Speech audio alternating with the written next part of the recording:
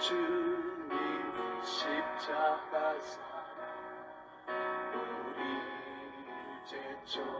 제촉하시네. 복음 들고 예루살렘 마태복음 8장 23절에서 34절에 예수님께서 행하셨던 이적과 기사를 통해서 믿음이 적은 자들아 라는 제목으로 말씀을 드릴게요. 자, 이 산상수훈을 우리가 그냥 넘어가면 안 되고요. 마태복음에서 가장 핵심이 되는 우리 복음서의 가장 중요한 내용입니다. 그런데 마태복음 5장, 6장, 7장을 산상수훈이라고 하잖아요. 그런데 4장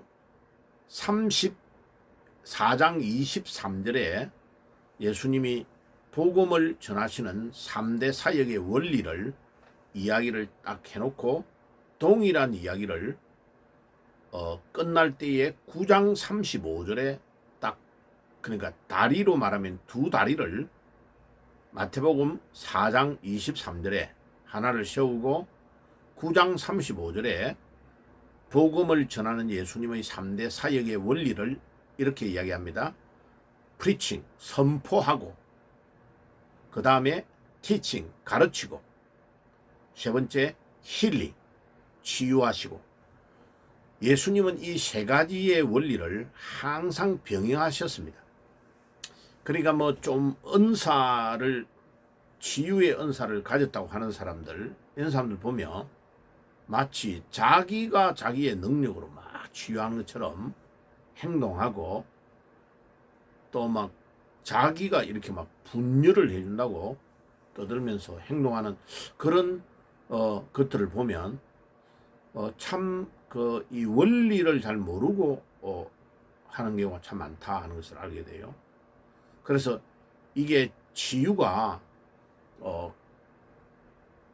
예수님의 복음 사역을 통해서 보면 이 두 개의 다리, 마태복음 4장 23절과 9장 35절의 이 세 가지 원리를 딱 이야기하는 다리를 넣어놓고 가운데에 이제 브릿지를 세우는 강판을 딱 올려놓는 것은 마태복음 5장, 6장, 7장의 산상수훈은 예수님이 산에서 가르치시는 거예요. 그러니까 이제 듣고 깨달도록 청각교육이에요. 그런데 산상수훈이 끝나고 산에 내려오셔가지고 8장, 9장부터는 본격적으로 몰려들어오는 사람들에게 시각적 천국에 대한 교육을 가르칩니다. 산상수훈은 청각적인 교육, 그 다음에 8장, 9장에서는 10가지의 기적을 통해서 병자를 치료하고 대대적인 기적을 행하시면서 천국 복음을 눈으로 보여주는 시각적 교육을 시키고 계시는 것입니다. 자, 거기에 오늘 8장의 중요한 이야기, 어제 그제는 이제 문둥병자를, 나환자를 낫게 한 사건, 그것뿐만 아니고 예수님께서 백부장의 하인 중풍병자를 낫게 하신 것, 또 어제는 베드로의 장모의 열병을 낫게 하신 것, 이런 것들을 쭉 기적과 이적을 행하신 걸 보여주시면서 오늘은 예수님께서 지금 갈릴리의 북서쪽에 있는 유대인들이 주로 거주하는 동네에서 복음을 전하시다가 이제 배를 타고 갈릴리 이쪽 건너편 북동쪽으로 건너가는데, 거기가 이방인들이 살고 있는, 원래 그 지역에 이방인들이 주로 거주했던 지역인데, 거기에 가서 이제 복음을 전하는데, 건너가는 동안에 난데없이 광풍이 불어가지고 풍랑이 일었는데, 예수님은 너무 피곤하시니까 배 밑창에 들어가서 주무시고 계신 거예요. 그러니까 제자들이 막 예수님께 달려와가지고 주여 우리를 구원하소서, 우리가 죽게 됐나이다. 25절에 이렇게 이야기합니다. 대다수의 예수님의 제자들이 베드로를 위시하여 다 갈릴리 바다의 어부 출신들인데 목수 아들인 예수님은 태연하게 잠자고 있고 제자들은 지금 겁이 나가지고 어쩔 줄을 모르는 거죠. 그러니까 예수님께서 일어나셔서 믿음이 적은 자들아 어찌하여 무서워하느냐. 예수님이 자기들과 함께 계시고 예수님이 하나님이심을 믿으면 두려워해야 될 이유가 없는데 두려워한다는 거예요. 두려워할 시간에 하나님께 기도해서 도와달라고 해야 되지 않느냐. 왜 믿음이 적은 자들아 혼내시는 거요. 그리고 예수님께서 바다와 바람과 바다를 꾸짖으시니까 아주 잔잔하게 되었다. 26절에 그 말씀이 기록되어 있습니다. 그러니까 그 같이 타고 있던 사람들이 이분이 누구시길래 바람과 바다도 이 말씀을 듣고 잠잠한가. 와, 놀랍다. 예수님의 이 사역을 통해 무엇을 보여주는 겁니까? 예수님이 하나님의 아들이시고 유대인들이 기다리는 메시아고 그분이 곧 하나님이시라는 것을 보여주는 사건이죠. 그러니까 말은 표현을 안 하지만은 예수님의 이런 이적을 통해서 예수님 본인이 바로 하나님이시다 하는 것을 입증하고 보여주고 계시는 것입니다. 그리고 그 다음에 이제 28절에서 34절에 예수님이 이제 그 배를 타고 건너가니까 그 지역이 겔게세노 지방이라고 마태는 기록해 놨어요. 이 겔게세노 지방이 이름이 크게 네 가지로 막 사용되니까 헷갈리는 거예요.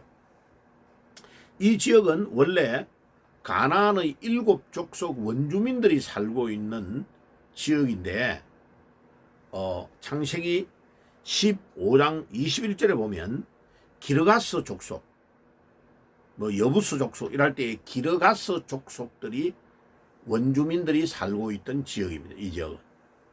그래가지고 그 원주민들을 쫓아내고 가나안을 여호수아 장군이 점령하게 된 거죠.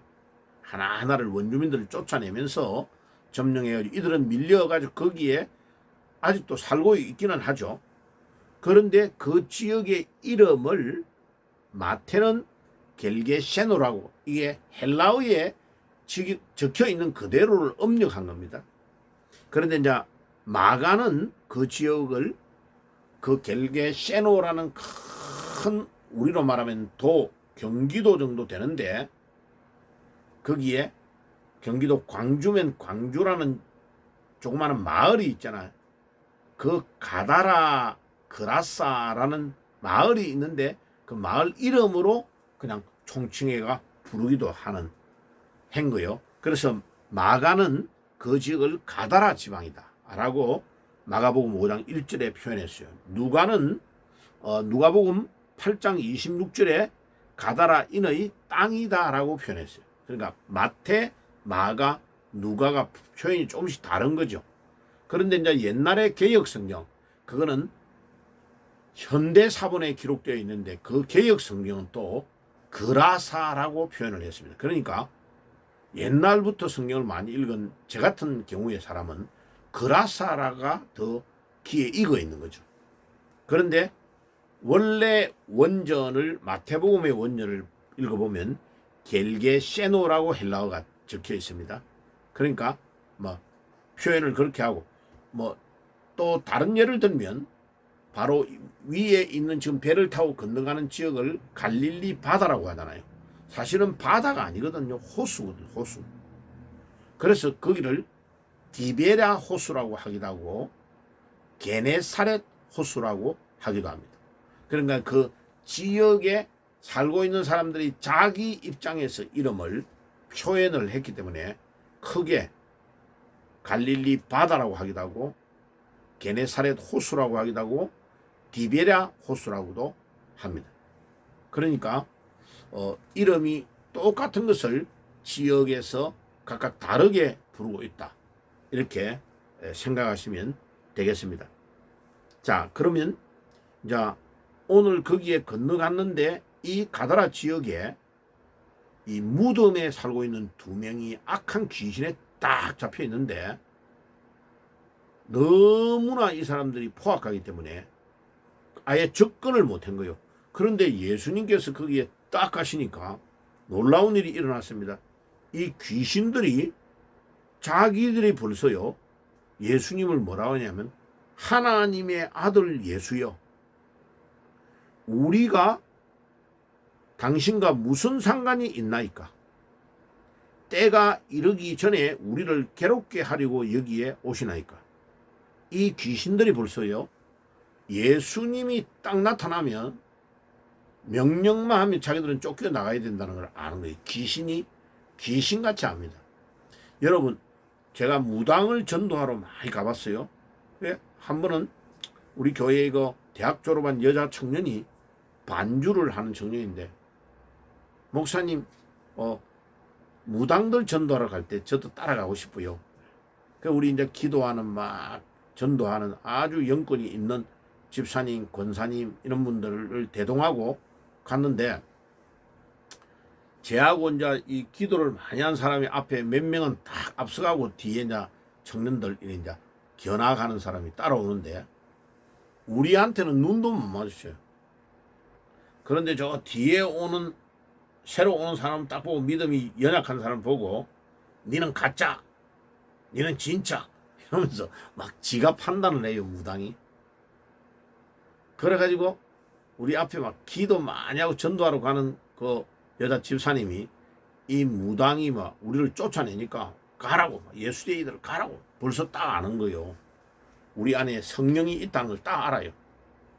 그러니까 막 그 문전박대를 하니까 이 사람이, 우리 여집사님이 막 내 앞서 가가지고 막 무당이 예의가 있으라고 손님이 오면 커피라도 한 잔 대접해가지고 보내야지 하면서 막 혼내니까 자기 딸을 불러내가지고 커피나 한 잔 타가지고 보내!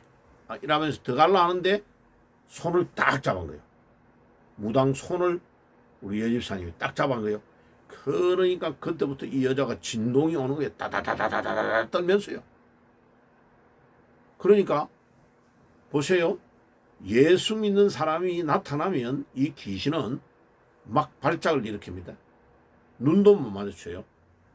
그러니까 점치고 굿하고 무당 이런 사람들 있잖아요.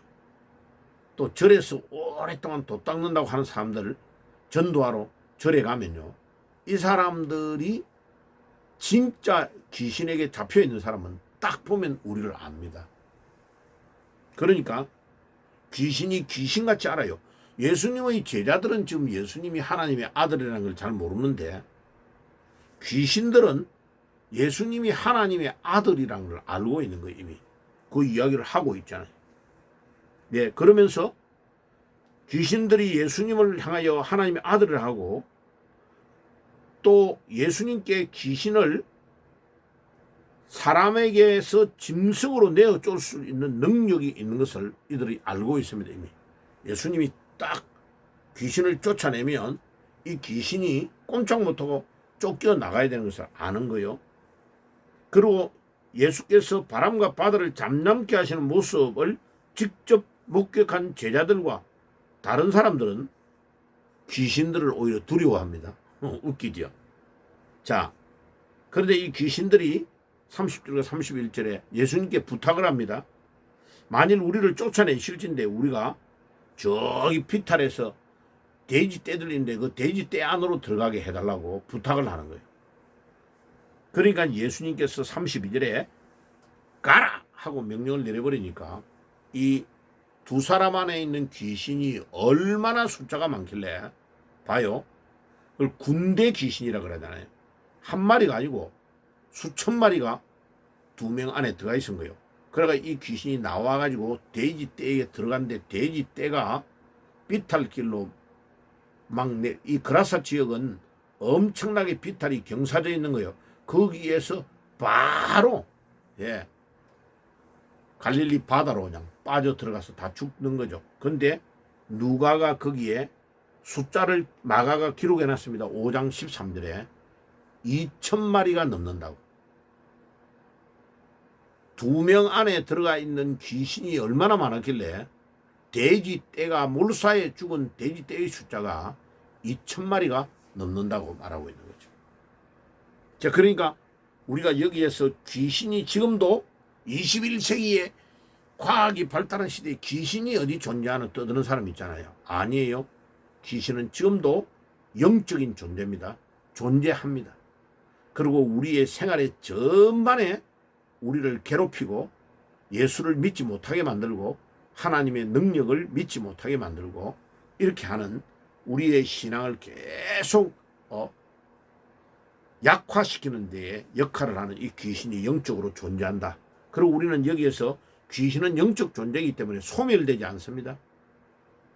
반드시 돼지 떼에게로 들어가든지 사람에게 들어가든지 해서 악하게 해가지고 맨 마지막에 어디까지 데리고 가느냐면 지옥에 가는 데까지 데리고 가려고 자기 부하들을 만드는 겁니다. 이 귀신들이 하는 역할은 그겁니다.